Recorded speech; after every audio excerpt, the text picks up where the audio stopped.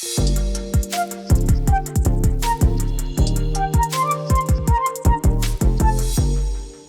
some reason, Liz says she can take a picture of my fridge and then make a whole meal plan from what's in it. I don't know.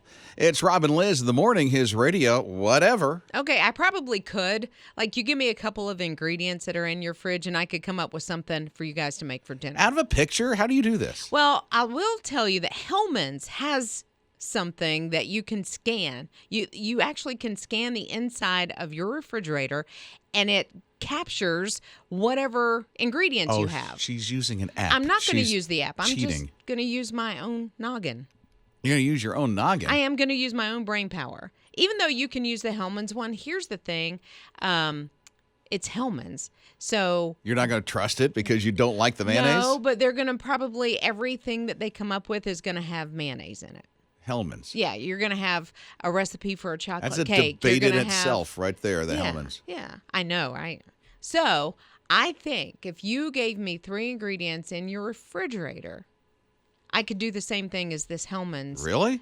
Scanner system, whatever, and I think I could do it better because it wouldn't necessarily have mayonnaise in it. Well, listen to her. I like a little mayo on some things. Just because it doesn't have mayonnaise I in know. So I think so because, you know, I grew up, we didn't have a whole lot growing up, and so my mom would literally go look in the fridge and the freezer and say, okay, we're down to this ingredient, that ingredient, that ingredient. What can we make? And we had some interesting meals from time to time. But you know what?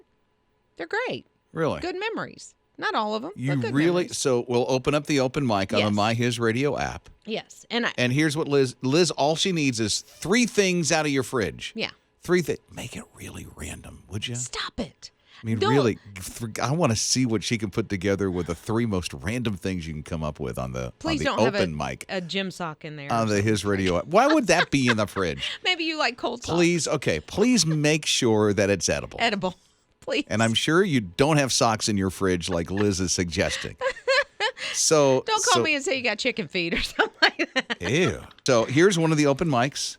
Let's put Liz to the test. Pickles, mayonnaise, ice cream. Could you hear that? Pickles, mayonnaise, and ice cream. Pickles, mayonnaise, and ice cream. Okay. Pickles, mayonnaise, ice cream. There is a trend where dill pickles are just about in everything right now. So I'm going to go with cupcakes because the ice cream has an egg milk base. Okay. So you've got your eggs and milk. Then for the mayonnaise, if you put mayonnaise in a cake, it replaces the oil. So now, and then you just have the pickles and the pickled juice to flavor the cupcake. You're going to need some flour in there and a rising agent. No, I only said 3 things. No, each of these is going to need an additional, or it's just going to be slush. Well, let it be slush. But you just throw a little flour, some baking soda or something as a rising agent. What they don't have those? They only have the 3 things. What if they don't have the flour? Well, then you have dill pickle cupcake soup. Okay, there you go. What a tasty treat. Okay, here's one more. Okay. Chicken, pickles, milk. Chicken, pickles, milk. Okay, we have the chicken salad. We can do a chicken salad. So the milk is going to replace, it's going to be a little loose. I'm going to tell you that right now. But it is going to be a chicken salad. So you just chop up that chicken, you chop up them pickles, and then you got a little milk to, make it the salad. Ew. What did you call it? Chicken salad? Chicken salad with milk. Okay, there you go. I said it's going to be a little loose. Here's 3 more. 3 more ingredients. Oh, thank you. 1 more open mic. Okay. Let's see. Okay, here you go. Chicken breast, hummus, and a lemon. Oh, no, we got a pita right there. You're going to need a pita, okay? And then you've got your chicken breast. You just shred that stuff up, make a little tzatziki sauce, and then you put it in your pita with the hummus. Oh, you are good to go. Lemon. I'm coming over. Lemon. She said lemon. Well, lemon goes in the sauce. Yes. Or you know what? No tzatziki sauce. You just have the hummus, the chicken breast. Okay. And then you squeeze the lemon over the top of it. All right. You are good to go, and I'm coming over for lunch. I want to try a few more of these. Hey, Liz, what can you do with celery, 1 egg, and a piece of bologna. Whoa, celery, an egg, and a piece of bologna. Okay. Those 3 ingredients, you make a breakfast scramble. You scramble the egg, you've chopped the celery, it gives you a little crunch, and then you've got your protein, additional protein, in the bologna. You chop up the bologna. Okay. And you mix it all together. That was too easy. Okay, Thank let's you. try Okay. it. Let's try it. I thought that would be a hard one. Okay, here's another one. This is the My HISRadio app. 3 ingredients from the fridge. In my fridge, I have With the suspense. string cheese, Oh. 0 sugar cherry jello, and cucumbers. What can you make for dinner with that? Yeah. What Okay. can you with that one? So we're going to have a side dish. Unless you're vegetarian, you can use it as your entree. So you're going to take that sugar-free Jell-O, and Yeah. you're going to reduce it so it's more of a liquid. And then you're going to put those cucumbers in it, and you're going to have cherry braised cucumbers. Yuck. And then at the end of it, you're going to grate that string cheese for your little topping. Yeah. And then you have a side, cherry braised cucumbers. All right. Come on now. I need props for that one. Come on. I don't know. One more. Here we go. Okay.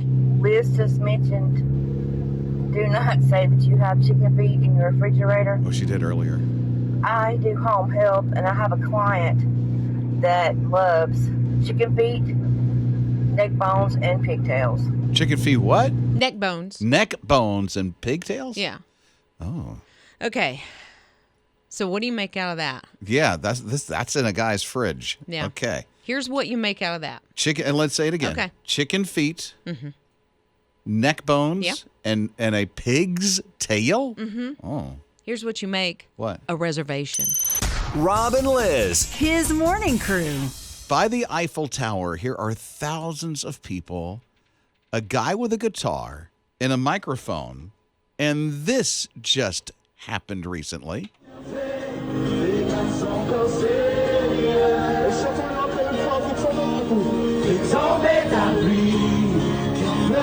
People holding up signs with Jesus on it. Yeah, Jesus love in French. And of course, they're speaking and singing in French there. A worship song in French. It's just beautiful. People are there just raising their hands and worshiping God, and this is at the Olympics just recently. Yeah, and I love this. You know, there are, I guess, missionaries that are there that are passing out Bibles to people that are there to take in the Olympics, or even to some of the athletes. And we're getting different stories of people that are there that are sharing their faith. When they win, they'll say something about God. And this is great because I recognize exactly where they are in this viral video, which we'll post on you on His Radio TV. If you see Roku, Apple TV, the My HISRadio app, or hisradio.com, we'll have this for you a little bit later on, within the half hour. But here's the thing. This is right where the Eiffel Tower is, and there's this, I'll call it a mall, you know, just grass and mall, and there's like about a mile of it in front of the Eiffel Tower. This is where people picnic, and here this is the tradition they do. They have wine and cheese in sure. front of the Eiffel Tower. Now you have people that are in front of the Eiffel Tower at this moment worshiping the King of Kings and Lord of Lords. Yeah, and I love the signs that are just saying Jesus love, you know, and sharing that. And people have to be asking questions. Maybe people that have never heard the name of Jesus or never heard his message. High tourist area here. Yeah. People are going to see the Eiffel Tower, and then they see this. Of course, I think some good things happened out of this one moment of time at the Olympics with people worshiping Jesus right by the Eiffel Tower. And hopefully that kind of thing will continue. Rob and Liz. His morning crew. Apparently, there's this new Bible game that's available now. Yeah, it's, I guess, an app. And so intern Kayla was telling me about it because you play it, right, Kayla? Yes, I do. It's a demo that's out right now. It's on this place called Steam. It's called Gate Zero, and it's a Bible X company that made it. So what do you do inside the game? So it's like a free roam game. It's set like first century Judea and Galilee, and you play as like this just character that was teleported into it from like 2072. Yeah. Oh, that's kind of cool. This is so Back to the Future Right? Bible style. Wow. And then what's the goal of the game? Well, it's like you basically see like eventually like Mary and Joseph and just a bunch of other people. I don't know eventually like what their goal is, like what other people you may be seeing, but I believe that maybe you'll be able to see Jesus, and you the demo right now you're in Jerusalem, and So you're like the spectator of all this Yeah. inside the game. That's pretty cool. That is kind of cool. What do you seeing it win? firsthand. I don't think you really win anything. It's like what their goal is, I guess, is that they want to reach out to like the younger audience, because you know they play video games. Sure. And they want to reach out sharing like the gospel, because they feel like that's the best way to get to it, instead of like, I guess, maybe reading the Bible. I don't know. Are the younger generation your age group? Yes. So is this kind of like a prototype? Right now it is. Yeah. So they're going to be adding other things into it, but you can play it. Check Yes. this out. Kayla's like, I've got the demo. She's like the I beta know, tester. Right? Did they send Look it at to this. you? You're going to be writing a review soon? Got the whole blog and everything going. How do you like it? You've played this. How do you like it? I think it's pretty fun. I really like it a lot. I mean, there's some things that that need to be worked on, but it's really cool. It's very pretty, with like the graphics and everything. But it's very pretty. I think that they're doing a good job with it, and that their goal with it, reaching to the younger audience and everybody wanting. Do you think this will happen? Because hey, listen, can I just be gut honest? Yeah. Some things that we do are cheesy. Is there a cheese factor to this thing? Be honest. If it's not, it's good. I like that. Yeah, right. Personally, I don't think so. Oh, good. Good. Yeah. Then mission accomplished in that area. Yeah, and they're still working on it, so Yeah. there could be an end goal, Yeah. where and levels and things like that. So What's the thing called again? Gate Zero. Gate Zero. And so where do you find it? It's on this place, or like gaming place called Steam. Okay. So any of you gamers out there, it's on there, a demo called Gate Zero. Evidently, Kayla is a gamer. She is a gamer. You have a You have gaming the- chair? I do have a gaming chair. No way. Yes, you do. I can see Kayla now, the gaming chair in front of the big screen. How many screens do you have? 20?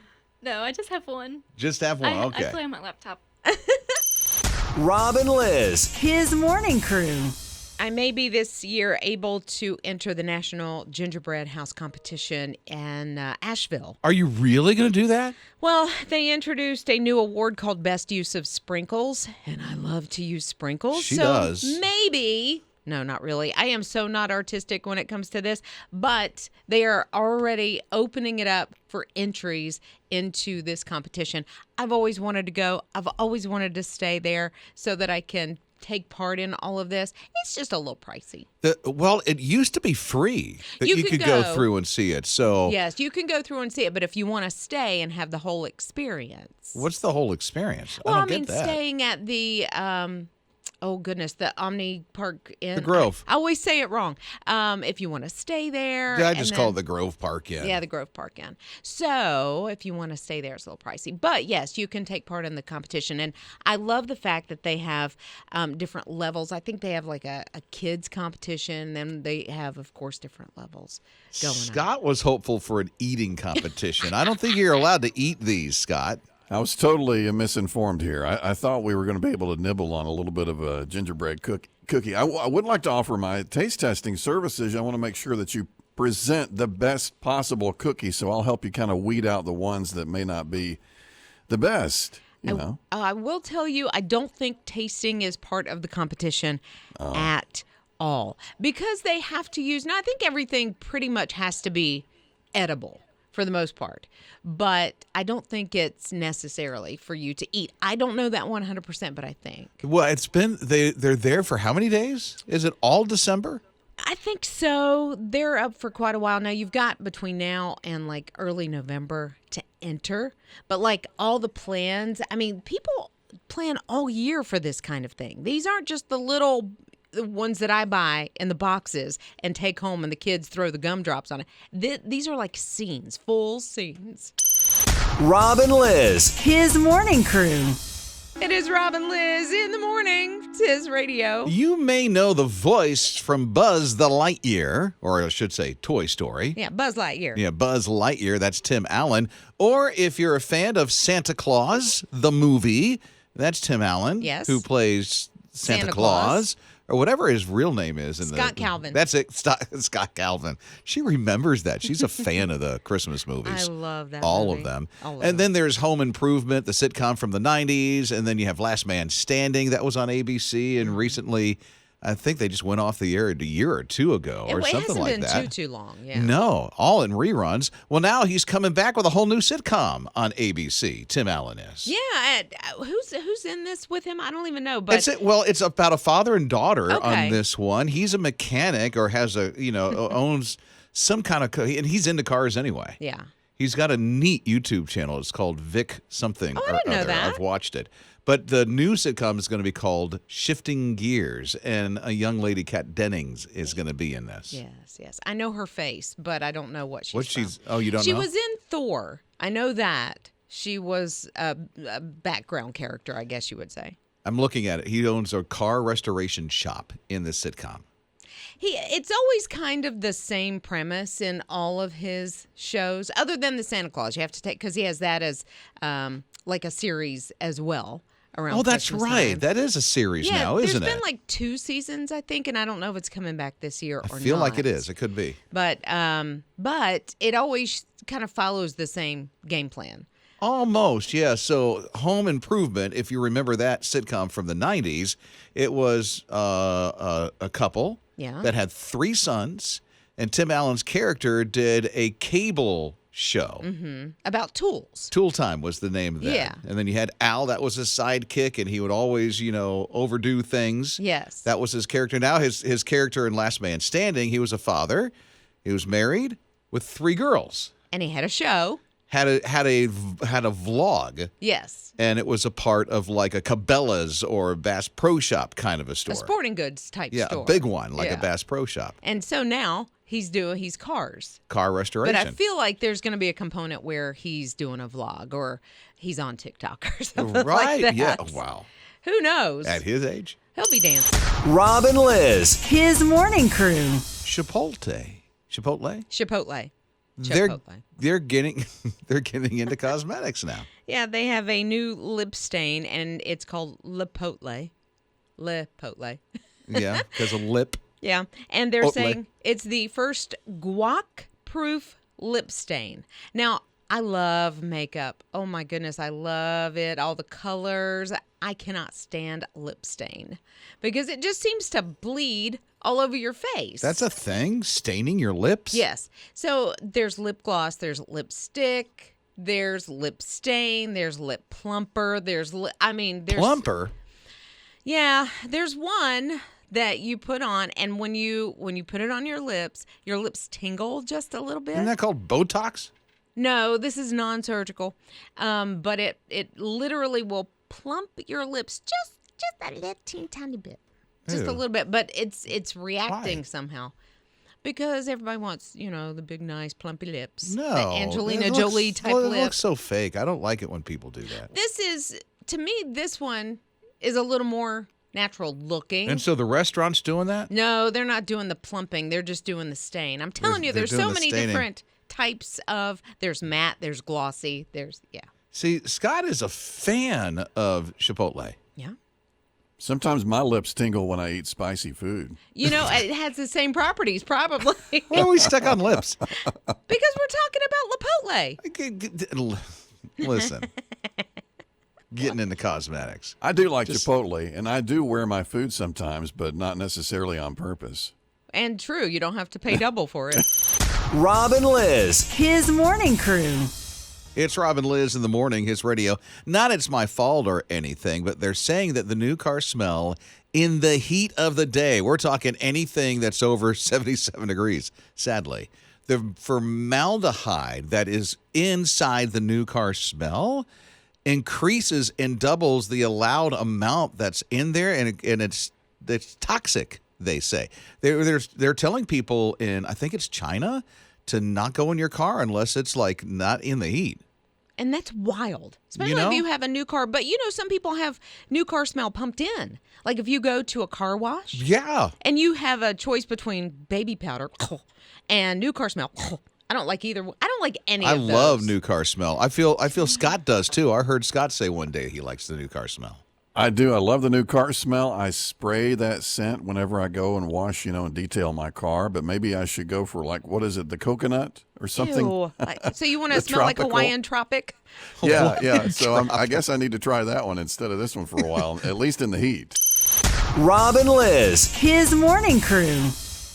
It's Rob and Lizz in the morning, his radio. Mary went shopping at the Salvation Army, and this has been a while back. I mean, several decades, and she's just shopping around, and she sees something that was on sale at the Salvation Army for about 65 cents. And she's like, you know what? I'll get that. It's kind of cool. It was a bedpan. Why? I guess she needed it. She must No. get sick at night or something. No, not at all. She said she just wanted to collect something unique and different.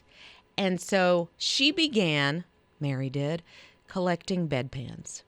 Okay. Picking them up at different places. I don't know if when she visited a friend in the hospital, she slipped one into her bag. I don't know.